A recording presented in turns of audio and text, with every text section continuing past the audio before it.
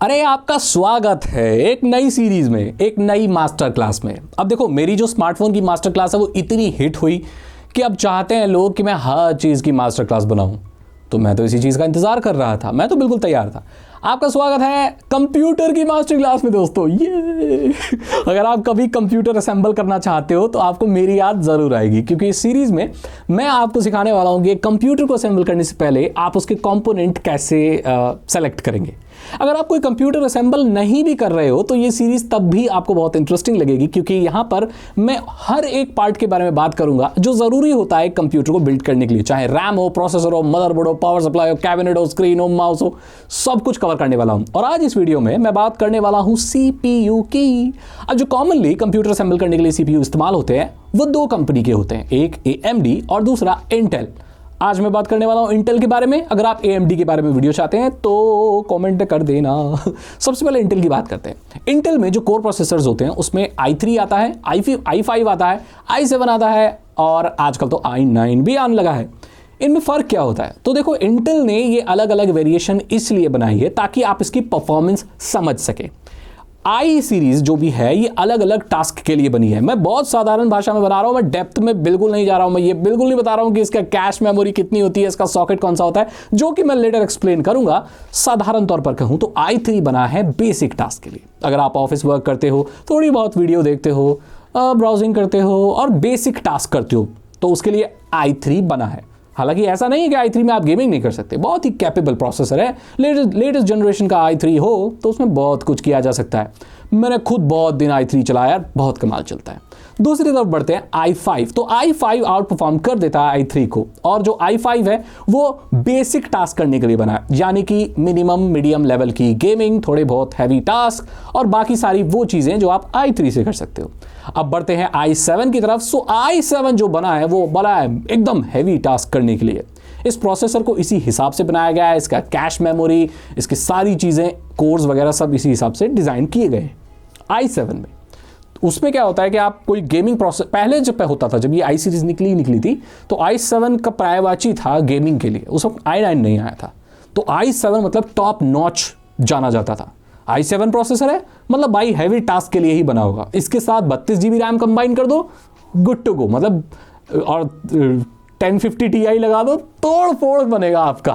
कुछ भी चला लो, GTA 5 चला लो। उस जमाने में GTA 5 बहुत बड़ी डील हुआ करती थी, तो इस हिसाब से रहता है। अब i9 भी आ गया है, तो i9 मतलब नो कॉम्प्रोमाइजेस। ये बहुत महंगा होता है दोस्तों, लेकिन इसमें प्रोसेसर वाइज, प्रोसेसिंग वाइज या परफॉर्मेंस वाइज कोई भी कॉम्प्रोमाइज नहीं किया जाता। Same goes with AMD's थ्रेडरिपर्स। वो बहुत पावरफुल प्रोसेसर्स हैं।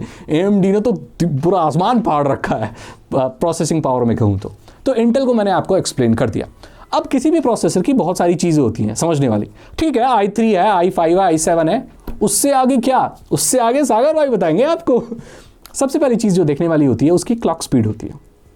एक क्लॉक की, या बेसिकली जो क्लॉक स्पीड होती है उसकी जो SI यूनिट है वो हर्ट्ज होती है। इसलिए आपने देखा होगा 3 गीगाहर्ट्ज, 2 गीगाहर्ट्ज का प्रोसेसर, 4 गीगाहर्ट्ज का, 4.3 गीगाहर्ट्ज का प्रोसेसर। तो क्लॉक स्पीड बेसिकली जितनी ज़्यादा होती है ना, उतना प्रोसेसर आपका फास्ट होता है।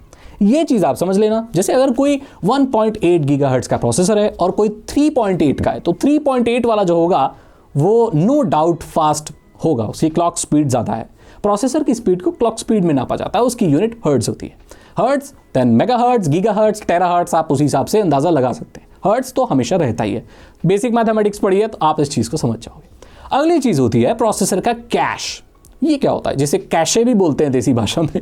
मैं देसी भी समझाता हूँ दोस्तों, क्योंकि बहुत सारे बोलते हैं अरे का अंग्रेज है भाई, ये का कैसे बोला था, ये का होता है। क्योंकि बहुत सारे लोग कैशे मेमोरी बोलते हैं। मैं समझता हूँ कि मैं भी बोलता था। चलो, मैं आप ही लोगों में से हूँ। कैश क्या होता है? ये रैम में भी होता है, प्रोसेसर में भी होता है। कई बार आप ऐसा काम करते हो अपने कंप्यूटर में जिसमें एक ही डेटा का इस्तेमाल बहुत ज़्यादा होता है, और ये चीज़ आपका कंप्यूटर प्रोसेसर बहुत आसानी से समझ जाता है कि अरे ये तो बार बार यही फाइल को ओपन करता है, बार बार यही सॉफ्टवेयर को ओपन करता है, और इसको ओपन करने के लिए मुझे ये फाइल बार बार चाहिए होती है। तो प्रोसेसर क्या करता है, उस फाइल को उठा के अपने पास ही रख लेता है कि लो भैया मैं अपने पास ही रख लेता हूँ। उससे क्या होता है कि जब भी आप वो टास्क करते हो तो अपने आप से निकाल के वो फाइल दे देता है। इससे प्रोसेस फास्ट हो जाता है। और मैं आपको कहूँ i3, i5 और i7 को एक फैक्टर जो अलग करता है इन तीनों को, वो उसकी कैश या कैशे मेमोरी भी है। ये बहुत इंपॉर्टेंट फैक्टर है जो इन तीनों को अलग करता है एक दूसरे से, इनफैक्ट चारों को, i9 को भी इंक्लूड कर देता हूं। जिस प्रोसेसर की कैशे ज्यादा होती है, कैशे ज्यादा होती है, वो ज्यादा फास्ट परफॉर्म करता है रिपीटेटिव टास्क में या ऐसे किसी टास्क में जो आप बार बार परफॉर्म करते हो, जो कि बहुत ही कॉमन है क्योंकि आप हर बार कंप्यूटर को ऑन करने के बाद नए सॉफ्टवेयर नहीं डालते हो, आप एक सॉफ्टवेयर इंस्टॉल करते हो और उसे महीनों सालों तक इस्तेमाल करते हो। इसलिए प्रोसेसर का कैशे जितना ज्यादा है उतना अच्छा होता है। और दोस्तों प्रोसेसर में अगली चीज होती है कोर्स। आपने सुना होगा ना, octa core, dual core, quad core. जितने ज्यादा कोर्स होंगे आपका प्रोसेसर एक साथ उतने टास्क को परफॉर्म कर सकता है। टेक्निकल लैंग्वेज में कहें तो उतने थ्रेड्स को प्रोसेस कर सकता है। मल्टी थ्रेडिंग, मल्टीटास्किंग, ये कहाँ काम में आता है? ये आता है ब्राउजिंग करते वक्त, बहुत सारे टैब्स खुले होते हैं। ये आता है गेमिंग करते वक्त, बहुत सारे कंपोनेंट चल रहे होते हैं। गेमिंग, ब्राउजिंग, ये सारी चीज़ें हो रही होती हैं, हाई एंड की गेमिंग हो रही होती है, या कुछ और बहुत सारे माइक्रो प्रोसेसेस पैरेलल में चल रहे होते हैं। जितने ज़्यादा कोर होते हैं उतना ज़्यादा होते हैं। इसमें भी अलग अलग कोर होते हैं, एफिशिएंसी कोर होते हैं, पावर कोर होते हैं। उतना डेप्थ में आपको जाना नहीं है, बस ये है ज़्यादा कोर है, अच्छी बात है। दोस्तों प्रोसेसर खरीदते वक्त आपको और भी चीज़ ध्यान में रखनी होती है। वो सागर भाई और क्या ध्यान में रखनी होती है? आपको पता है हर प्रोसेसर हर मदरबोर्ड में नहीं लगता। ये बहुत बड़ी कंफ्यूजन है, इसको बताने वाला कोई नहीं है भाई सिंपल भाषा में, लेकिन आज मैं बता के रहूँगा आपको। अलग अलग इंटेल के जनरेशन के प्रोसेसर का अलग अलग सॉकेट होता है। ध्यान से सुनना, जो भी 11th जनरेशन प्रोसेसर है वो लगता था LGA 1200 सॉकेट पे। जो 12th जनरेशन आया वो LGA 1700 पे लगता है, और LGA अभी जो लेटेस्ट आ रहा है 11, 12, 13 मैंने कवर किए हुए हैं यहाँ पर। 11 1200, 12 और 13 आपका 1700 पे लगता है, और जो 11 उससे पहले आता था वो 1150 पे लगता था। तो इस हिसाब से अलग अलग प्रोसेसर के अलग अलग सॉकेट होते हैं, और अलग अलग प्रोसेसर के हिसाब से मदरबोर्ड भी खरीदा जाता है।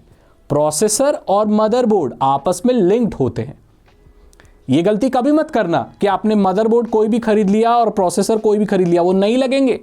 ध्यान ये भी देना कि इंटेल के लिए अलग मदरबोर्ड आता है और AMD के लिए अलग आता है।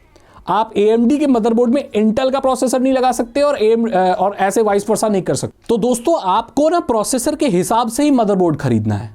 पहले आपको डिसाइड करना है कि आपको प्रोसेसर कौन सा लेना है, वो ले लिया, उसके हिसाब से मदरबोर्ड खरीदना है। मदरबोर्ड कैसे खरीदते हैं वो भी मैं बताऊंगा, लेकिन फिलहाल मैंने इस वीडियो में बता दिया कि आपको प्रोसेसर कौन सा लेना है। अब जितना जनरेशन ओल्ड जाओगे उतना सस्ता मिलेगा और वैल्यू फॉर मनी मिलेगा। ऐसा नहीं है कि आप 2 जनरेशन ओल्ड चले गए तो खराब परफॉर्मेंस मिलेगी, नहीं। लेटेस्ट जनरेशन ऑब्वियसली महंगा होगा यार, और अगर आप अभी 10th जनरेशन और 11th जनरेशन में जाते हैं तो वो बहुत ही अच्छा है। इनफैक्ट मैं खुद 11th जनरेशन चला रहा हूं, लेकिन अभी तो शायद 14 जनरेशन भी आने की बात हो रही है, आ भी गया होगा शायद।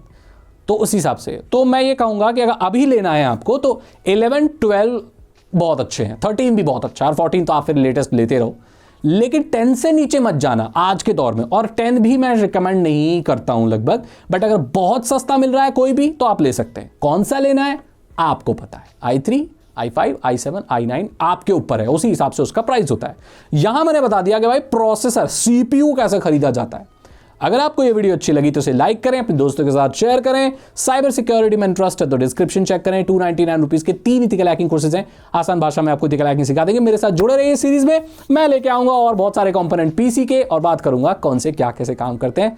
ज्यादा से ज्यादा वीडियो को शेयर करो, इस वीडियो को 10 बार देखो, लाइक करो, ज्यादा दोस्तों को बताओ, इसमें व्यूज बढ़ाओ दोस्तों, ताकि मैं आगे और बनाता रहूं। मैं मिलता हूं आपसे अगली वीडियो में। Thank you so much and good bye.